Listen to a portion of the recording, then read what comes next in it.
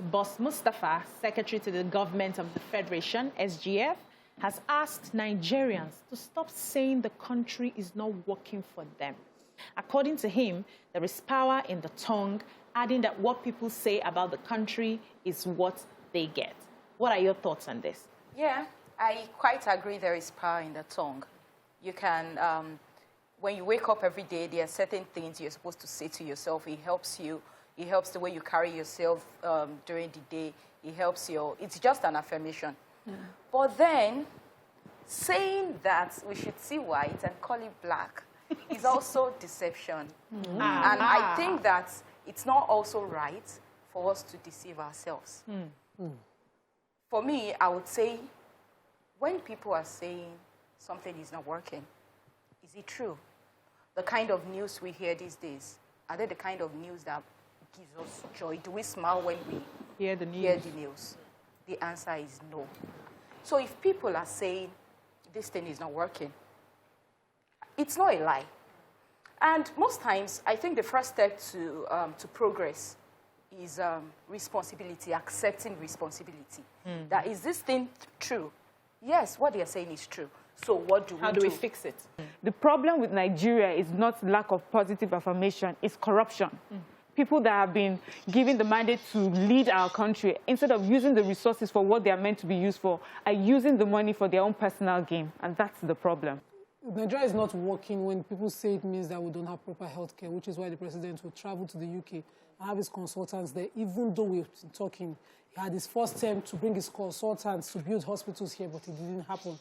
He's still in his second term visiting the UK for medical care. So when they say Nigeria is not working, I think people allude to infrastructures failing. Yeah. But we've heard Nigerians say the worst things about their country. As if we don't have a saying in Yoruba,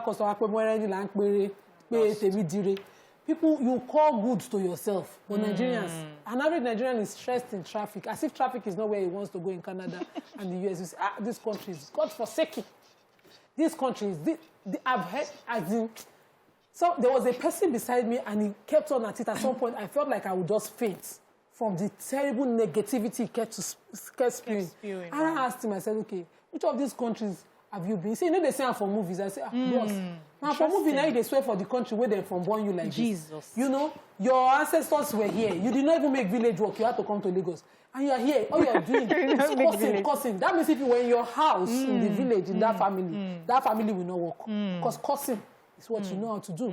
You know, Nigerians do these things all the time. You're in the hospital, you're having a bit of hardship.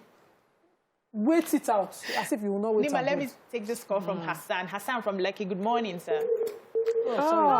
We lost that. We lost but you know, Nigerians are in the hospital. We see in the real movies that they show, those ones that are not on the Grammy list, you see them, how people queue up in the waiting room in hospitals to see doctors. Some people are tired of carrying the baby. They're calling their systems, their legal, their justice system has its own issues. Everywhere in the world, everything has clogs.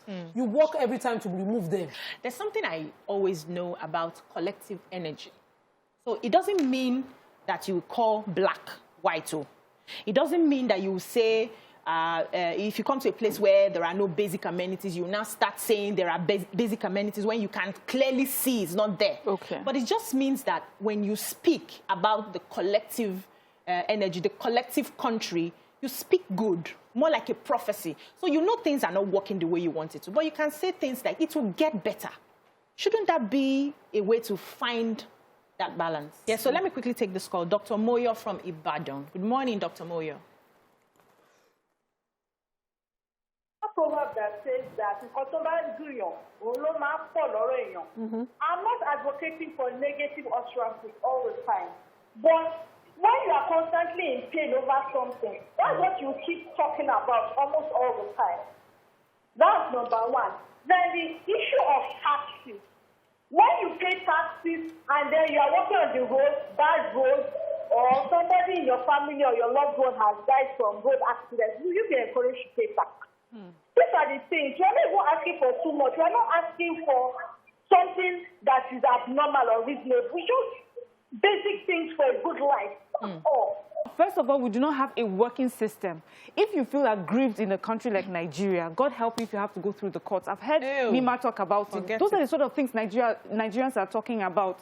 You're going to the hospital. It will take you sometimes to pay someone to get your file out, to see a doctor.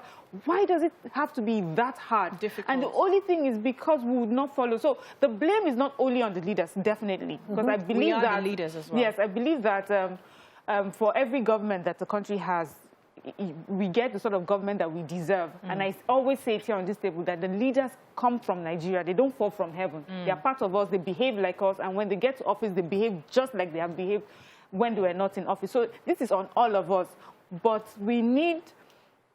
I just don't want to agree with Boss Mustapha because I don't want to give politicians and people in power a pass for bad behavior, for not doing what they are meant to do. We're not sparing them for that. Stay tuned.